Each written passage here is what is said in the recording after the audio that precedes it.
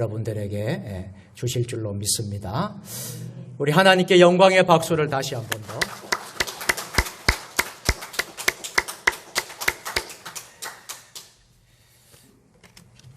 성경을 높이 드시고 우리의 믿음을 고백하겠습니다. 주의 말씀은 내 발의 등이요 내 길에 빛이니이다. 할렐루야. 믿음대로 될지어다. 믿음대로 될지어다. 믿음대로 될지어다. 아멘. 사랑하는 세종 주님의 교회 가족 여러분, 지난 한 주간 어떻게 보내셨습니까? 주님 은혜 가운데 잘 보내셨습니까? 오늘 온 가족 주일에 주님의 성전에 나오신 여러분들을 하나님께서 여러분의 인생에, 여러분의 가정과 직장에 하나님께서 복 주시기를 기원합니다. 지난 주일 시간에는 하나님은 모든 것을 하십니다 라는 말씀을 나누었는데요. 우리가 믿는 하나님은 모든 것을 하시고 이루시고 어떠한 어려움 속에서도 하나님은 일하시는 하나님이심을 고백했습니다. 한 주간 지내면서 하나님의 말씀을 우리가 받아서 정말 그러신 하나님이신가? 하나님은 모든 것을 하시는 분이신가? 한 주간을 우리가 살면서 우리 직장에서, 우리 가정에서, 여러분의 삶의 자리에서 경험하신 분들이 있으리라고 믿습니다. 오늘은 인생의 광풍이 몰아칠 때라는 말씀으로 선포하도록 하겠습니다. 우리 한번 따라서 해보겠습니다. 인생의 광풍이 몰아칠 때.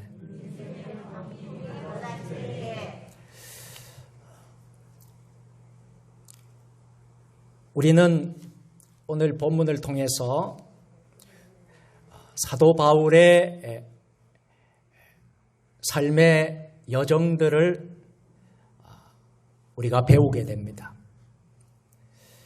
사도 바울은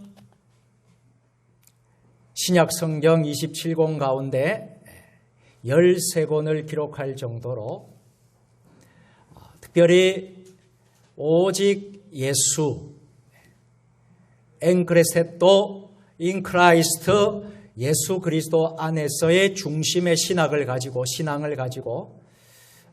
살았던 사람이 사도 바울입니다. 바울은 늘 전도 여행을 위해서 계획을 세웠습니다. 그래서 1차 전도 여행, 2차 전도 여행, 3차 전도 여행, 로마의 여행까지도 다녀왔지요. 기도하며 모든 전도 여행을 준비를 했습니다. 우리 교회도 내년에 10주년 기념하면서 교회 설립하고 처음으로 해외 단기 선교를 갈 예정입니다. 2월 달에 인도의 문을 두드릴 것입니다. 하나님의 은혜가 임하게 될 줄로 믿습니다. 바울은 언제나 전도 여행을 하면서 기도하며 계획을 세우며 준비했습니다. 특별히 바울은 제국의 심장인 로마시에서 복음 전하기를 간절히 원했습니다. 당시 로마는 바울이 가기 전에 이미 성도들이 있었는데 아마도 오순절에 예루살렘을 방문했던 순례자들이 예수님을 믿고 돌아가서 전도한 것으로 보여집니다. 바울은 3차 전도 여행이 진행 중이던 57년경에 고린도에서 로마 성도들에게 편지를 보내는데요. 그 편지가 유명한 로마서입니다. 로마에 가려는 뜻을 기록한 서신이지요. 로마서를 읽어보면 로마서 1장 10절 11절 말씀인데요. 어떻게 하든지 이제 하나님의 뜻 안에서 너희에게로 나아갈 좋은 길 얻기를 구하노라. 내가 너희 보기를 간절히 원하는 것은 어떤 신령한 은사를 너희에게 나누어 주어 너희를 경고하게 하려 함이니. 아멘. 그러나 여러분, 모든 일이 뜻대로 되었습니까? 뜻대로 되지 않았습니다. 예루살렘을 둘러서 로마에 가려던 바울의 계획이 틀어지기 시작했습니다. 원래 바울은 마게도냐와 아가야 지역 성도들에게 모은 구제 헌금을, 구제 연보를 예루살렘의 가난한 성도들에게 전달한 후에 어디로 가려고 했습니까? 로마로 갈 계획이었습니다. 그러나 예루살렘에서 그만 유대인들에게 바울이 붙들렸습니다. 계획에 차질이 생겼어요. 가이사로 이송하게 되어서 만 2년을 로마 총독 손 아래에서 갇혀 지내게 되었습니다. 그는 벨릭스 총독의 후임으로 부임한 베스도 총독에게 재판을 받는 자리에서 이렇게 말하죠. 황제에게 가서 재판을 받겠습니다. 청구합니다. 황제에게 직접 재판을 받을 수 있는 바울에게는 특별한 권리가 있었어요. 그 권리는 로마의 시민권이라는 권리가 있었어요. 그래서 황제 앞에 재판을 받겠습니다. 청구하였습니다. 이처럼 바울의 계획은 원한 대로 이루어지지 않았고 틀어졌습니다. 예루살렘에 들렀다가 로마로 갈 계획이 무려 2년 이상 늦춰졌습니다. 지금 바울의 상태는 자유인이 아니라 황제에게 재판을 받게 되는 제수의 신분으로 로마로 호송되게 되었습니다. 로마 교회 성도들의 후원으로 서바나까지 가려던 계획은 장담할 수 없게 되었습니다. 사랑하는 세종 주님의 교회 가족 여러분, 우리의 계획이 막힐 때, 혹시 예상하지 못한 방향으로 여러분의 일들이 전개될 때에 어떻게 하면 좋겠습니까? 주의 종이었던 사도 바울도 자기가 원하는 계획이 틀어져서 2년 이상 늦춰졌습니다. 우리는 오늘 사도 바울에게서 배울 수 있기를 원합니다. 계획이 무산되어 2년이 넘도록 갇혀 있다가 로마로 가게 되었을 때에 바울의 심정은, 마음은 어떠했겠습니까? 그는 조금도 포기하지 않는 것을 봅니다. 벨리스 총독에게 사내들은 공회 앞에서도, 베스도 총독 앞에서도, 베스도 총독이 청한 아그리빠 왕과 버니게 앞에서도 그는 당당하였어요. 당당하게 예수님의 십자가 복음의 부활, 다메섹으로 가던 길에서 주님께서 자신을 부르셨던 그 일을 담대하게 전했던 것입니다. 그리고 황제 재판을 지금 요청합니다. 황제에게 재판을 받으려면 어디로 가야 되죠? 로마로 가야 돼요. 그렇게 해서라도 로마에서 복음을 전하고 싶은 강한 열망, 그 마음이 있었습니다. 오히려 이런 과정을 통해서 하나님께서는 로마 군인들의 호송을 받음으로써 바울을 죽이려고 했던 유대인들의 손에서 보호받게 해 주셨고, 도저히 만나기 어려운 황제를 만날 수 있도록 황제에게 복음을 말할 수 있는 기회를 얻게 된 것입니다. 바울은 이렇게 해서 로마까지 가게 되고, 로마에서 전도하고 서바나까지 가려던 모든 계획은 다 이루어졌습니다. 할렐루야. 그렇다면 바울은 어떻게 계획이 가로막히는 처지에서도 낙심하지 않았습니까? 그 이유는요, 이미 바울은 하나님의 손길을 경험한 바가 있었기 때문입니다. 우리도 마찬가지예요. 우리가 신앙생활 지금까지 해오시면서 많은 일들을 겪었습니다. 그때마다 내가 계획하는 이 계획인데 계획이 틀어지고 그 계획대로 되지 아니하고, 그럴 때 얼마나 힘들고 괴롭고 어려워요. 그럴 때마다 결코 포기하지 아니하시는 하나님, 하나님의 손길을 경험하지 않았습니까? 그 하나님의 손길을 경험했기 때문에 오늘도 이 시간 예배의 자리에 여러분 앉아 있는 줄로 믿으시기를 바랍니다. 바울 역시 하나님의 손길을 그때마다 경험했습니다. 우선 예수님을 믿는 이들을 잡아 가두던 바울 이전에 그였지만, 다메섹으로 가던 길에서 예수님을 만난 일 자체가 그렇지 않습니까? 그는 교회를 핍박했습니다. 예수 믿는 사람들을 잡아 죽이려고 했습니다.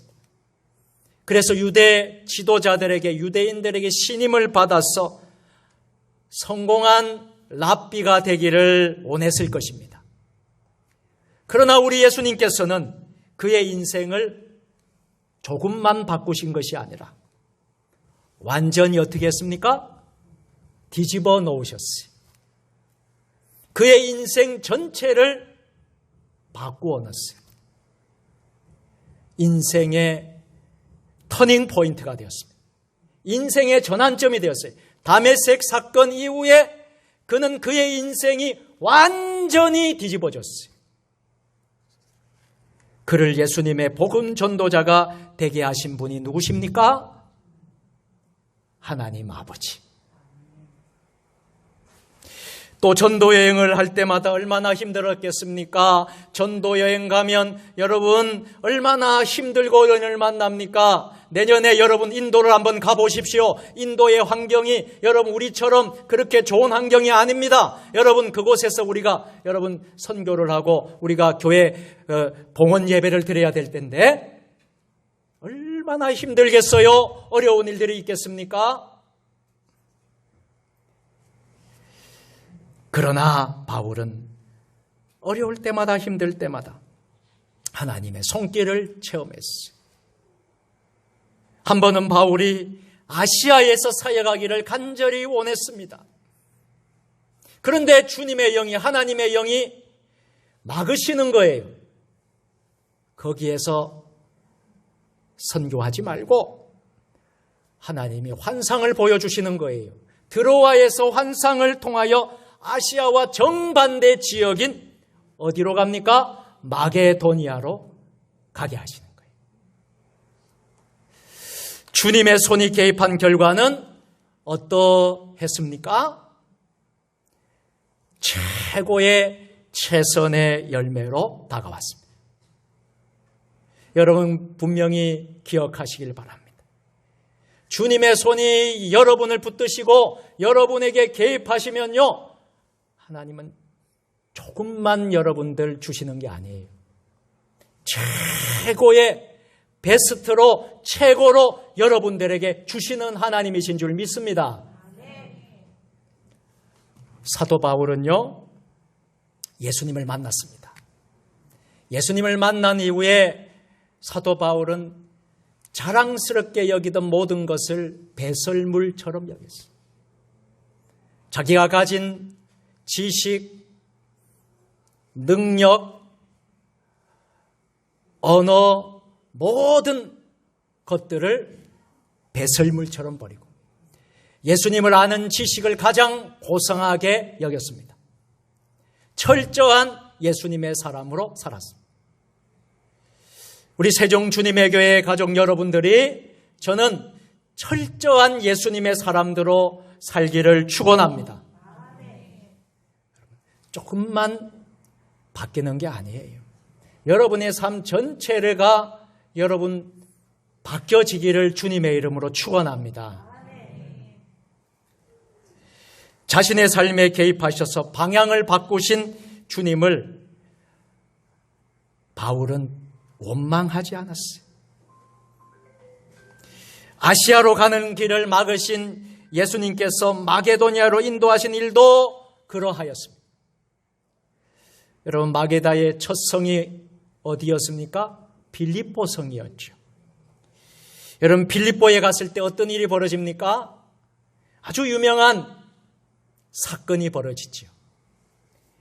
자주장사 누구를 만납니까? 루디아를 만납니다. 여인을 만납니다.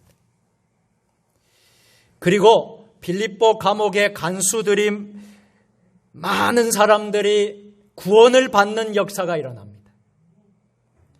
그리고 바울을 누구보다도 사랑했던 성도들, 주의 종을 누구보다도 사랑하고 존경했던 성도들, 빌립보에 있는 성도들 중심으로 무슨 교회가 세워집니까? 빌립보 교회가 세워집니다. 할렐루야. 하나님이 아시아에서 선교하지 말고 마게도니아로 가라고 했더니 바울은 아시아에 머물고 있기를 원했는데 하나님이 그 계획을 틀어버렸더니 원망하지 않았고 그 속에서 루디아를 만나고 빌립보 교회가 세워지는 축복이 있었던 것입니다. 할렐루야. 바울은 이러한 하나님의 손길을 경험한 경험들이 있었기 때문에 예루살렘에서 체포되고 가이사랴에 갇히는 이 모든 이상한 일들을 겪으면서도 하나님께서 모든 일을 더 아름답게 이루실 것을 의심하지 않았어요. 사랑하는 우리 세종 주님의 교회 가족 여러분, 우리의 계획이 뜻대로 안 되어서 그 계획이 무산되는 것처럼 보여도 결코 낙심하지 마십시오. 중요한 것은요, 우리가 하나님의 뜻을 잊어버리지 않는다면, 하나님의 말씀을 붙잡고 산다면, 하나님의 말씀을 거역하지 않는다면 하나님께서는 사람이 생각하지 못하는 특별한 방법과 능력으로 그 일을 이루실 것입니다. 구약 성경에 보면 여러 이런 경험을 했던, 하나님의 손길을 경험했던 사람들이 나오는데요. 형들에게 절을 받는 요셉의 꿈은 그가 노예로 팔려갔을 때 다 무산된 것처럼 보였지만 하나님께서는 요셉을 당신만의 방법으로 높이셔서 애굽의 총리가 되게 하셨습니다. 모세가 미디안 광야로 도망했을 때 동족을 때려 죽이고 무서워서 미디안 광야로 도망갔을 때에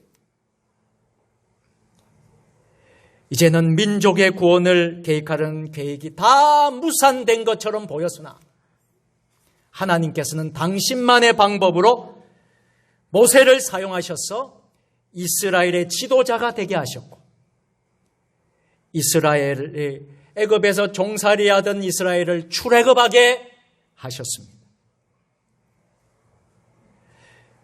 다윗이 사울에게 쫓길 때 죽음의 고비를 여러 번 넘기고 쫓겨다니는 신세일 때 이스라엘의 왕이 될 길이 완전히 막힌 것 같았지만 하나님께서는 사울에게 칼도 대지 않게 하시고 이스라엘의 왕이 되게 하셨습니다. 할렐루야. 이것이 뭐예요? 하나님의 손길이에요. 여러분, 우리 인생의 모든 해답은 저는 이 하나님 말씀에 담겨 있다고 믿습니다. 여러분 어려운 일들이 있으면요, 성경을 많이 읽으십시오. 하나님 말씀을 묵상하고 읽고 하나님 말씀대로 의지하십시오. 성경은 우리 개인과 교회와 나라와 열방을 하나님께서 주장하심을 말씀합니다. 인생의 길이 틀어질 때에, 계획이 무산되는 것처럼 보일 때에, 나가려던 문이 닫힐 때에, 인생의 광풍이 몰아칠 때에 낙심하지 말아야 합니다. 더 크고 넓은 새로운 문을 열어주실 것을 믿고 기다려야 합니다. 하나님의 때를 기다리는 것이죠. 이것이 신앙인들의 믿음이에요. 우리 삶을 인도하신 하나님께 맡겨야 합니다. 모든 순간에 보이지 않는 하나님의 손길이 일하심을 기대해야 합니다. 드디어 바울은 자신을 수행하는 주치의가 있었습니다. 바울에게는 주치의가 있었는데 그 주치의 의사 누가와 함께 데살로니가 사람 아리스타고와 함께 로마로 출발했습니다. 처음에는 백부장 율리오의 손에 맡겨져 아드라무테노 배를 탔는데요, 무리해서 알렉산드리아 배로 다시 갈아탔습니다. 배에 오르던 바울은 아마 이런 기도를 했을 것입니다. 하나님 아버지, 드디어 로마로 갑니다. 시간이 2년여 지체되었지만, 그리고 자유인이 아닌 제수의 신분으로 가지만 이제 로마 황제 앞으로 갑니다. 이 배에서 우리 하나님 아버지께서 동행해 주실 줄로 믿습니다. 오직 하나님의 뜻을, 오직 하나님의 방법으로 이루시옵소서. 이렇게 기도드렸을 것입니다.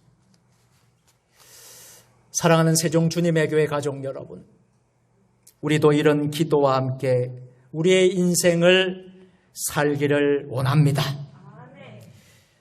지금까지 살아온 과정들이 어땠습니까? 여러분의 삶들이 뜻대로 되지 않는 일이 많았을 텐데, 그럼에도 불구하고 그 과정을 통해서 우리는 예수님을 믿게 되지 않았습니까? 그리고 이렇게 성도로 살게 되지 않았습니까? 앞으로 남은 과정을 통해서 온전히 주님의 손에 우리를 맡길 때에 실패하지 않으시는 주님의 손으로 우리를 하나님 아버지께서 천국으로 우리 모두를 인도하실 줄로 믿습니다. 이렇게 로마로 출발한 바울은 어떻게 되었습니까? 순탄하게 가게 되었을까요? 아닙니다. 그 백길에서 바울은 예상하지 못한 일을 또 한 번 경험하게 되었습니다. 이번에 우리 장영순 권사님이 장내시경을 하다가 천공이 생겼어요. 예상치 않는 일이 벌어진 거예요. 죽을 수도 있는 그런 상황에 있었습니다. 그런데 하나님이 살려주시고 회복시켜주시고 하나님의 성전에서 오늘도 찬양대에서 하나님을 찬양하게 하신 줄로 믿습니다. 예상치 못한 일들이 벌어집니다. 바울의 일행이 탄 배가 어떻게 됩니까? 유라굴로라는 광풍을 만나게 됩니다. 지중해 한복판에서 그만 그 배가 표류하게 된 것이에요. 로마로 빨리 가야 되는데 살 희망이 모두 사라지게 된 것입니다. 배의 주인도 선장도 선원도 바울을 호송했던 로마 군인들도 그 외의 승객들도 모두 공포에 질렀습니다. 이건 바울로서도 정말 이해할 수 없는 일이었습니다. 여러분 생각해 보십시오. 바울이 왜 로마로 갑니까? 바울이 로마로 가는 목적은 자기의 욕망을 채우기 위해서 가는 것이 아닙니다. 황제 앞에 가는 이유도 인간적인 성공을 이루기 위해서 가는 게 아니었습니다. 오직 복음, 오직 선교, 오직 말씀을 전하겠다는 한 가지의 일념뿐이었습니다. 제수복도 영광으로 여긴 이유도 이 복음 때문이었습니다. 그런데 유라굴로 광풍을 만났습니다. 이해할 수 없었을 것입니다. 하나님 왜 이렇게 도와주지 않으십니까? 나 잘 되려고 내가 성공하기 위해서 로마로 가는 게 아니지 않습니까? 다 하나님의 복음을 위한 것이 아닙니까? 좀 편안하게 로마까지 갈 수 있게 해주시면 안 되겠습니까? 인간적으로 이런 원망이 저절로 나올 상황이었습니다. 그리고 바울의 나이가 적지 않는 나이였어요. 60이 가까웠고 사도 바울이 예수님을 영접한 지가 거의 30년이 되어가고 수많은 곳에 복음을 전한 성령 충만한 하나님의 사람이었지만 이때만큼은 바울도 역시 두려웠을 것입니다. 그러나 여러분, 하나님께서는 모든 순간 모든 상황에 하나님의 손길이 역사하고 있었습니다. 그 깊은 파도 속에서도 유라굴로 강풍 속에서도 그 어두운 밤바다에서도 울부짖는 당신의 종에게 하나님의 사자가 나타나셨습니다. 할렐루야. 깊고 어두운 밤바다에서 하나님을 만난 이후에 그는 오히려 그 배의 모든 사람들에게 생명과 위로의 말씀을 선포했습니다. 오늘 본문 22절부터 24절을 보십시오. 다 같이 읽어보겠습니다. 내가 너희를 권하노니 이제는 안심하라. 너희 중 아무도 생명에는 아무런 손상이 없겠고 오직 배뿐이리라. 23절 내가 속한 바 곧 내가 섬기는 하나님의 사자가 어젯밤에 내 곁에 서서 말하되 바울아 두려워하지 말라. 내가 가이사 앞에 서야 하겠고 또 하나님께서 너와 함께 항해하는 자를 다 내게 주셨다 하셨으니. 아멘. 여러분 얼마나 배에 탄 무리들이 이 말을 듣고 위로를 받았겠습니까? 힘을 얻었겠습니까? 하나님께서는 두 가지를 약속하셨습니다. 첫째는 생명을 지켜주실 것을 약속해 주셨습니다. 여러분, 우리의 목숨요 순간입니다. 장담할 수 없어요. 하나님이 지켜주시지 않으면요 우리의 목숨은요, 잠깐입니다. 하나님 우리에게 약속해 주십니다. 두 가지의 약속, 생명을 지켜주실 것이고, 또 하나는 사명을 완수하게 하실 것을 말씀하십니다. 사도 바울에게 이 말씀을 주신 거예요. 여기서 우리는 매우 중요한 성도의 삶의 원리를 배우게 됩니다. 우리가 인생을 사는 두 가지 태도가 있습니다. 하나는 생명 그 자체에 집착하면서 사는 삶입니다. 어떻게 해서든지 생명을 유지하려고 노력합니다. 그리고 살기만 하면 성공인 것처럼 생각합니다. 그러나 여러분, 사는 것만으로 고귀한 삶을 사는 게 아니에요. 고귀하다고 결코 말할 수가 없습니다. 백년산들 무슨 소용이 있습니까? 장수한들 무슨 소용이 있습니까? 우리는 고귀하게 살아야지.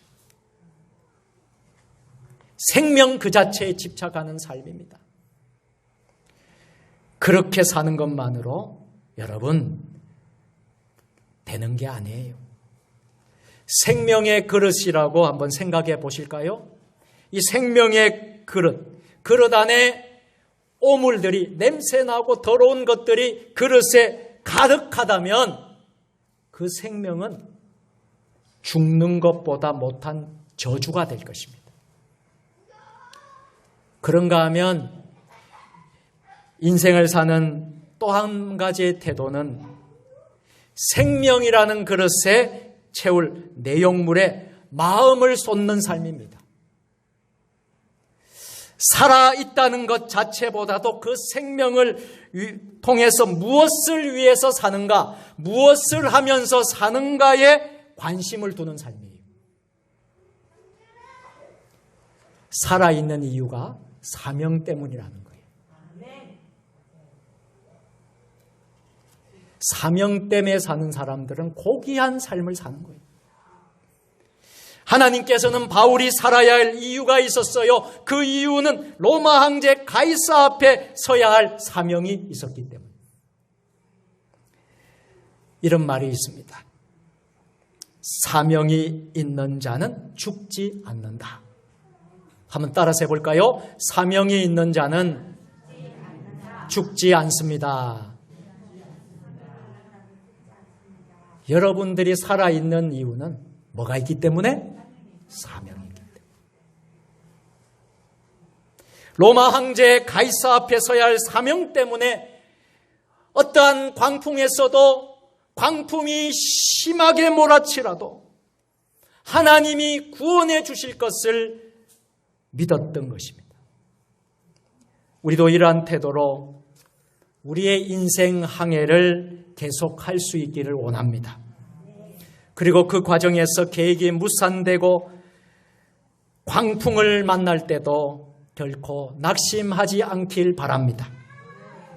그 배에 있던 모든 사람이 죽음 앞에서 부르짖던 그 깊고 어두운 절망의 밤바다에서도 하나님께서는 바울과 함께 하셨어요. 그 배에 탄 사람들과 모두 함께 하셨습니다. 23절 말씀을 다시 보십시다. 23절 말씀. 자, 23절.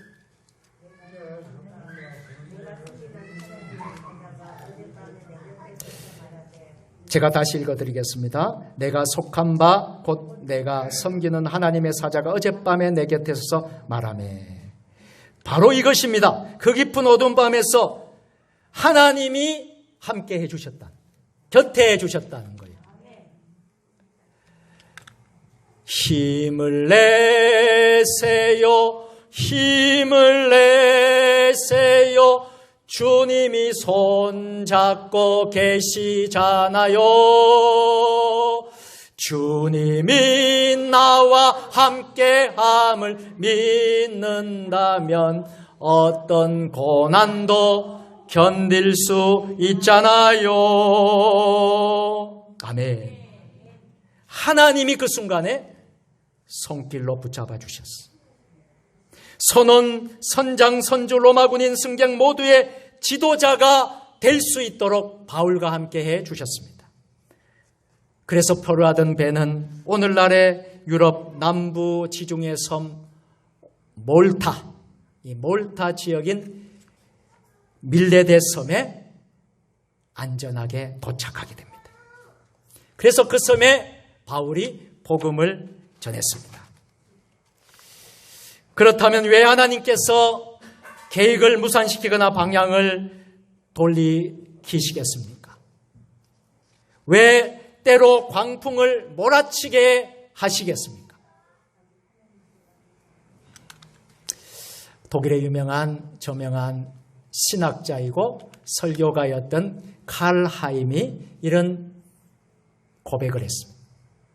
하나님께서는 사람들이 잘못된 안전의식으로부터 깨어나 두렵고 떨림으로 구원에 이르게 하시려고 이처럼 전쟁이라는 엄청난 무서운 방법도 사용하신다. 인간 영혼이 구원을 받는다는 것은 얼마나 크고 엄숙한 일인가. 영원한 축복과 구원은 인간 세상이 그 어떤 찬란하고 아름다운 보배보다 더 귀하다. 귀한 말이죠. 우리에게 교훈이 되는 말입니다. 그동안 우리 개인과 우리 교회들은 잘못된 안전의식을 가지고 살아왔던 것입니다. 이렇게 생각하기도 했습니다. 막연하게 모든 게 잘 될 것이라고 생각했습니다. 이런 안일함 때문에 우리를 부패하게 만들었습니다. 깊은 영혼의 잠에 빠지게 만들었습니다. 하나님께서는 갑자기 우리 길을 그때마다 막으십니다. 그리고 광풍을 몰아치게 하십니다. 오늘의 어려움은 계획을 뒤트시는 것이고 광풍을 일으키는 것입니다. 지금 우리에게 필요한 것은 두려워하지 말고 이 깊고 어두운 밤바다에서 하나님을 체험하는 것입니다. 하나님께서 함께 하심을 경험하는 것입니다. 우리의 영혼이 다시 깨어나야 합니다. 살기 위한 생명이 아니라 우리는 사명을 위한 생명을 추구해야 합니다. 우리 모두 깊고 어두운 밤에 우리 곁에 계신 주님을 만나기를 원합니다. 그래서 궁극적인 목적지에 우리 모두 도달할 수 있기를 축복합니다. 기도하겠습니다. 인생의 광풍이 몰아칠 때 하나님, 우리가 낙심하고 절망하는 것이 아니라 두려워하지 말고 깊고 어두운 밤바다에서 하나님을 만나고 체험하는 우리 모두가 되게 하여 주시옵소서. 사명으로 채우기 위한 생명을 추구하는 우리의 삶이 되게 하여 주옵소서. 예수님의 이름으로 감사하며 기도드리옵나이다. 아멘.